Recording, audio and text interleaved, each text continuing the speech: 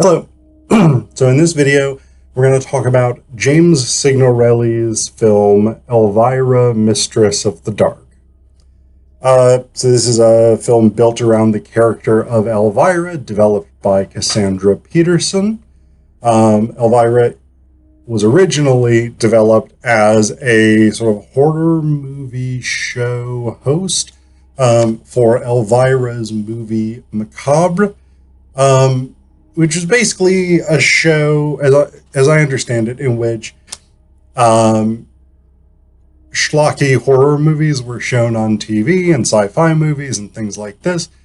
And Elvira did at least a certain amount of commentary on them. So this was the character around which this movie is built. But here she becomes the sort of main protagonist of the story rather than being a commentator on existing media. The plot itself involves, so Elvira is doing her show, Elvira's movie Macabre. She is then sexually harassed by the new owner of the station, so she quits. She plans to go and do a show in Las Vegas, but the Flamingo Hotel wants a $50,000 deposit before they will guarantee her the spot to do this. At the same time, Elvira gets news that her great aunt Morgana has died and left her something in the will. But she has to go to Falwell, Massachusetts, which is a small town. Very sort of traditional New England, conservative, Puritan kind of town. There's a little bit of a Footloose feel to this, where it's like, this is the town that has banished fun, and Elvira's role as the plucky outsider is to reintroduce it, but with a goth sex worker type horror appeal. Elvira finds out that she has been left her great aunt's house, which is in a state of disrepair, which, despite the fact that Elvira is big into horror, she doesn't seem thrilled with, although it's kind of a cool, like, haunted house vibe. She's left her aunt's dog, Algonquin, whom Elvira renames Gonk and sort of punks up. And then the recipe book. Her great uncle Vincent is left nothing. He gets shafted because, as we learn, he is an evil sorcerer who has been attempting to become the master of the dark, which is rightfully Elvira's inheritance, because the recipe book is actually a spell book, and whoever possesses the spell book at the time of a lunar eclipse becomes the master or mistress of the dark. Plus, we learn that Elvira has a ring that is embedded with powers, something like this. We all learn that later. The majority of the movie is Elvira trying to fit into this small town and just sort of being herself, her sort of goth, rockabilly type self. She is continually sexually harassed or objectified by the men in the movie. She's continually the subject of disapproval, puritanical disapproval, or envy by the women in town. Basically,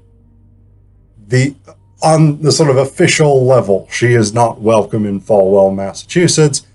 On the sort of underground level, with the high school children and whatnot, they're all like, yeah, Elvira is super cool. We're going to go help you paint your house, in part so that the boys can ogle you.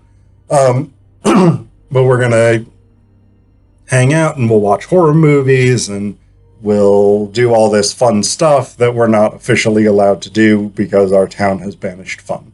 So that's basically the shtick. And then finally, at the end of the movie, Uncle Vinny, who has been trying to get the spell book so that he can become Master of the Dark, has a big showdown with Elvira after he attempts to get her burned at the stake as a witch, which the people of town are just like, yes, that seems like a great idea. We'd love to burn someone at the stake. It's a whole weird thing.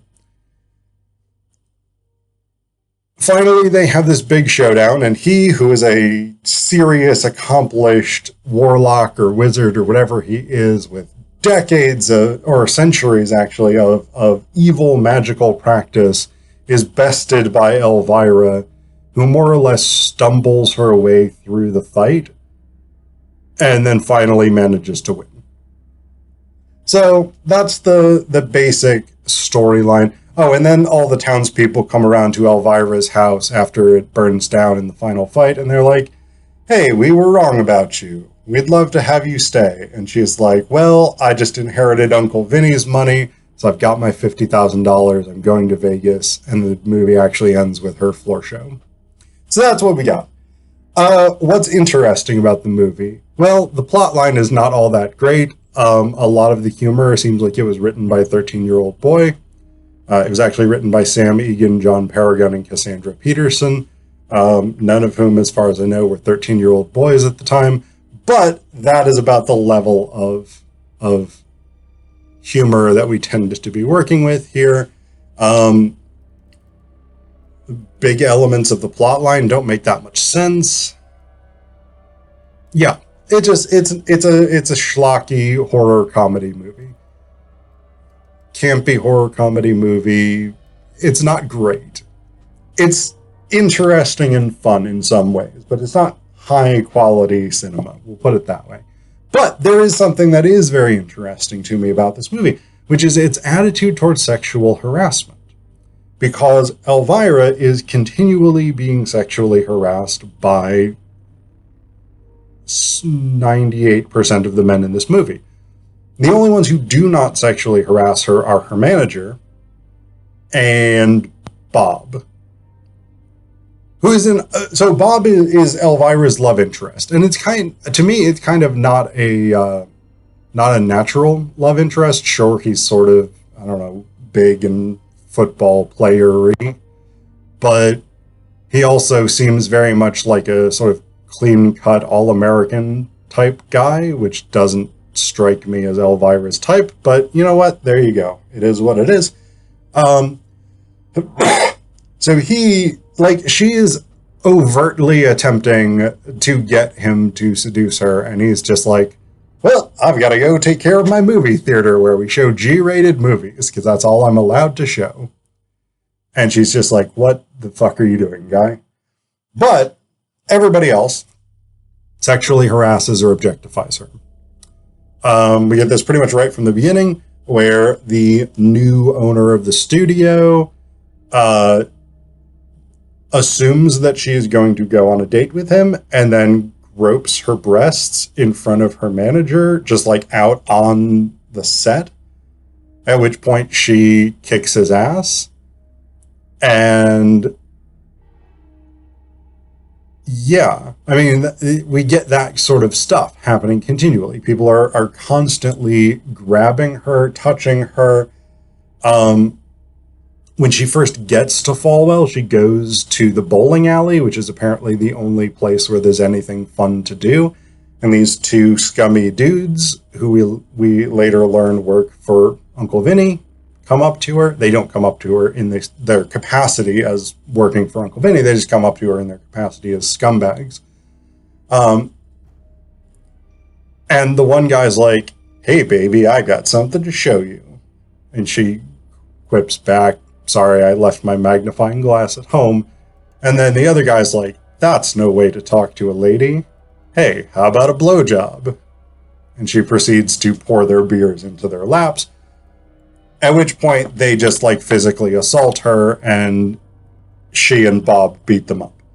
So this is a continual recurring theme throughout the movie.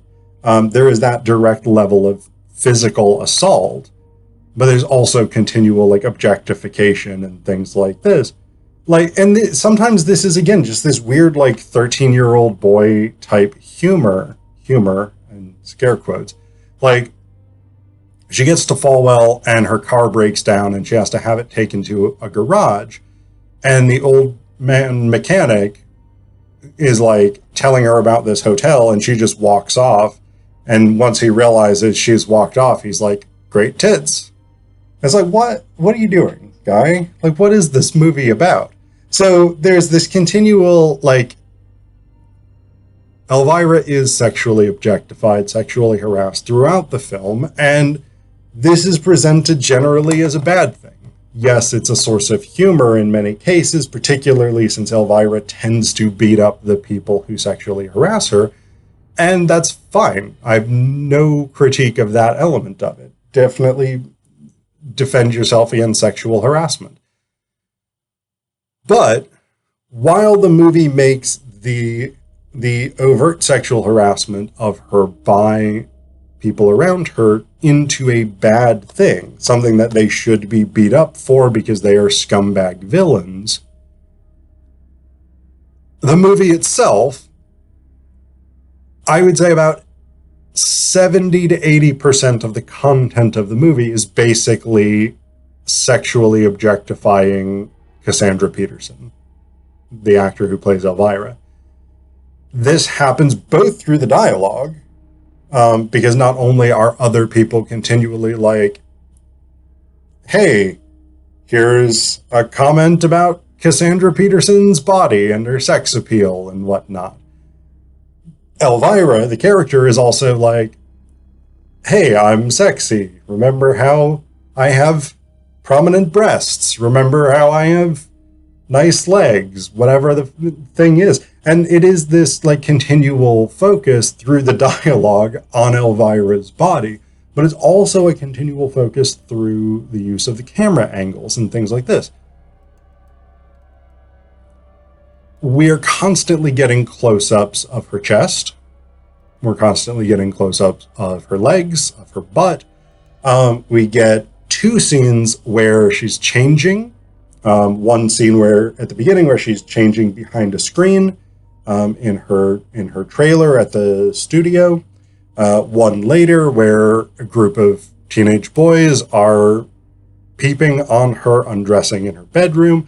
And like, we don't see her naked, so this is not explicit, but we have these scenes that are clearly designed to remind us that Elvira, or Cassandra Peterson, is meant to be a sexual being. That we are supposed to look at her as a sex object. And so that's an interesting sort of tension in the film. On the one hand, the people who directly treat her as a sex object are bad guys. They are the villains, the scumbag producer, the scumbag bowling alley guys, the hypocritical real estate agent who tries to he doesn't even try to extort sex from her. Basically, he tries to rape her, and she beats him up and kicks him out of her house. These are all bad characters. They're villains. And yet the movie is encouraging us to look at Cassandra Peterson in exactly the same way that these guys are doing. We are supposed to be focused on her body. We're supposed to be focused on her sexuality. We're supposed to be focused on her as a sex object. And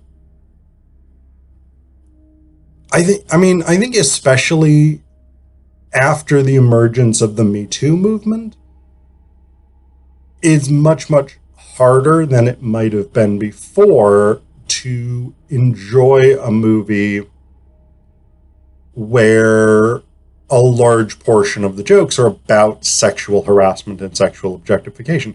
Now, I say that fully from my own particular subject position. For many women, of course, many people who have experienced sexual harassment as a normal day-to-day part of their existence, it certainly would not have been particularly easy to enjoy a movie where a vast majority of the humor is about sexual harassment. I, as a white middle-class man who has never been sexually harassed, am in a rather different position as far as that underlying anxiety goes. But again, the Me Too movement has drawn attention overtly to issues of the pervasiveness of sexual harassment and sexual violence, and in ways that make having a film whose humor is driven by that kind of harassment and violence more obviously problematic, even to people who might not have found it as problematic beforehand.